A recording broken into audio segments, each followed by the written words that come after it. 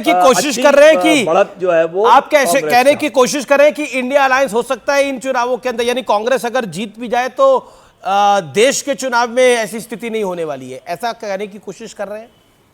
India alliance की बात हम 3 दिसंबर के बाद करेंगे।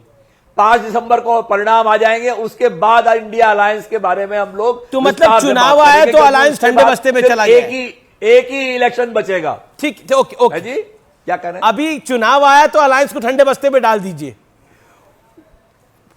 बस्ता ठंडा कभी नहीं होता, बस्ता तो गर्म ही रहेगा जी, ये क्योंकि जो लड़ाई लड़नी है, ठीक है, ओके, डॉक्टर आज देखिए ना राहुल गांधी ने क्या कहा। हताशा है, राहुल गांधी ने कहा उतारे हैं, मिनिस्टर उतारे हैं, अब ये डिफेंसिव पे आ गए उसको लेकर के, और आप डिफेंसिव हैं इसलिए आपने ये सब कुछ करा है।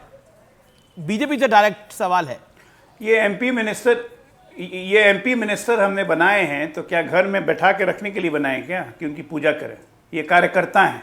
एमपी मिनिस्टर आपके यहाँ बनते हैं साहब, जो शीश महल में रहते हैं, 2 लाख की कमोड पे बैठते हैं। एमपी मिनिस्टर आपके यहाँ होते हैं, हमारे यहाँ नहीं होते। हमारे यहाँ कार्यकर्ता आप गए थे और जिसको पार्टी कहेगी वो जाएगा के लिए गए थे। क्या आपको कैसे मैं आपसे एक बात पूछना चाहता हूँ, बड़े नहीं आपको वैल्यू कैसे मालूम पड़ी? मैं बड़े इज्जत के साथ बीच में क्यों बोलते हैं भाई? बीच में क्यों बोलते हैं? आप सुनिए ना, पूरा तो सुनिए, आप बात मत करिए, यहाँ पूरा सवाल सुन लीजिए। अच्छा, मेरा निवेदन है कि हम स्तर की डिबेट करें, स्तर की डिबेट करें। Okay okay okay okay doctor Ajay लोक make your point, people are listening to you.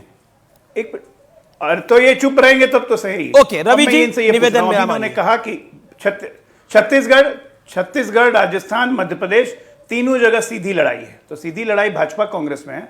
आम आदमी की पार्टी क्या वोट काटने गई है वहां? जब सीधी लड़ाई है तो आप कहां हैं? आप ना 3 महीना 13 में तो काय के लिए बोल रहे हैं? आप तो 5 दिसंबर के बाद बोलेंगे ना, तो फिर चुप रहिए। ओके रवि श्रीवास्तव, सीधी लड़ाई कॉन्स्टिट्यूशन में लिखा है क्या? हर आदमी को अपनी लड़ाई लड़ने का हक है।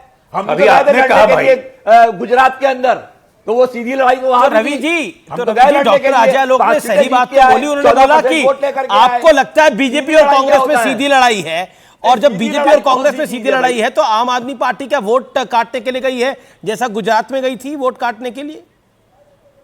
इस सवाल आएगा। मैं आपसे कह चुका हूं, कोई अलायंस असेंबली इलेक्शन के लिए नहीं है। ये आप नैरेटिव क्रिएट कर रहे हैं। अलायंस असेंबली इलेक्शन के लिए नहीं है।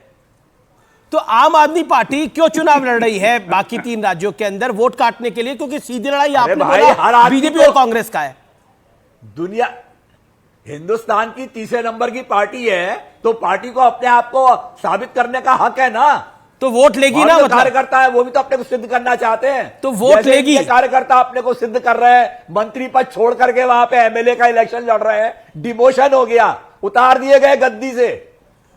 ओके डॉक्टर अजय लोक, गया उनका, और डिमोशन हो गया, कार्यकर्ता गद्दी से उतार दिए गए। कार्यकर्ता लड़ रहे हैं तो गलत बात है। डिमोशन क्या कहते हैं? मैं आपको 2014 याद दिलाता हूं, जब एक मुख्यमंत्री आया था बनारस चुनाव लड़ने के लिए, और उसके बाद दिल्ली चुनाव के दौरान हाथ जोड़ जोड़ के माफी मांग रहा था, मुझे माफ कर दो जी, मुझे माफ कर दो जी, अब मैं दिल्ली कभी छोड़ के नहीं जाऊंगा जी, मुझे इस बार चुन लो जी, गलती हो गई, मैं बनारस गया जी। डिवोशन उसको कहते हैं, समझे ना? कि मुख्यमंत्री होकर बनारस आया, बनारस से फिर गए चुनाव लड़ने, तो हाथ जोड़ के माफी मांग रहे थे जनता से, गलती हो गई, दिल्ली छोड़ के गया। अब एक मिनट, डिमोशन और डिमोशन, अरे सुनिए, डिमोशन और बताता हूँ,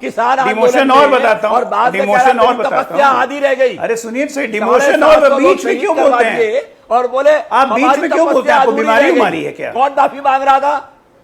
ऐसे बोलने से क्या आपकी बात चली जाएगी? आप तो अपना मजाक बनाते हैं, आप अपना मजाक बनाते हैं, आप झोला छाप डॉक्टर हैं, इसीलिए आपको बीमारी याद आती है। आप अपना मजाक बनाते हैं। आप तो उम्र के रिटायरमेंट में आ जाते हैं बैठने के लिए, ज्यादा बीपी बढ़ जाएगा आपका। डॉक्टर इसलिए बोल रहा हूँ, आप क्वैक है, आप उम्र है, उम्र का ख्याल कीजिए, थोड़ा आराम से पानी वानी पीजिए, ज्यादा एक्साइटेड होने की जरूरत नहीं है। आप देखिए अपनी, ज्यादा एक्साइटेड होने की जरूरत नहीं है, आपको भी नहीं है, ठीक है ना? उम्र का ख्याल कीजिए अपना। अच्छा ठीक है, लेकिन आपको उम्र का ख्याल ही नहीं होता है। देश में डेमोक्रेसी रेस्टोर रेस हो जाते हैं डीजल इंजन की तरह, शांत होने का नाम ही नहीं लेना। ना 3 महीना 13 में झूठ झूठ का बकबक किए जा रहे हैं, आपकी तरह थोड़ा ही है। आप 3 महीना 13 में अत्याचार करते रहे, बैठ करके गाली देते रहे लोगों को, देश में अत्याचार करते हैं। लेकिन अब बड़ा ये अत्याचार क्या पार्टी है आपकी? जी पार्टी है आपकी? ठीक है रोहित रोहित रोहित मेरे साथ है, प्रोफेसर रागी मेरे साथ है। रोहित रोहित रोहित एक सेकंड रोहित करके लोगों को आपके जैसे कुकुर रोहित, आज 1-2 साल में खत्म हो जाएगा। आज राहुल गांधी ने एक प्रेस कॉन्फ्रेंस करी और उन्होंने बोला कि देखिए अब कांग्रेस की सरकारें जहां कहीं भी होगी वहां हम जातिगत जनगणना कहेंगे।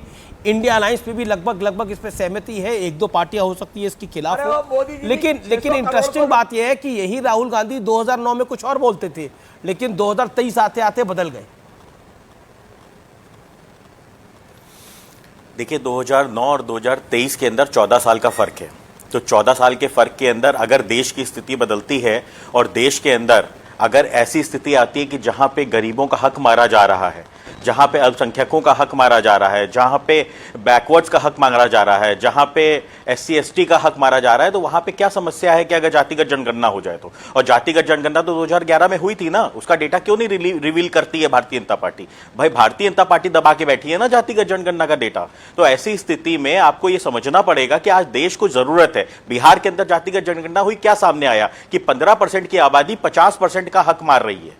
तो ऐसी स्थिति में जब हमारे सामने आ चुका है कि जातिगत जनगणना की देश को बहुत सख्त जरूरत है, क्योंकि हमारे देश के तो राहुल गांधी को 2009 में ये क्यों नहीं ध्यान में था जब उनका शासन था? 2011 के आंकड़े क्यों नहीं जारी कराए?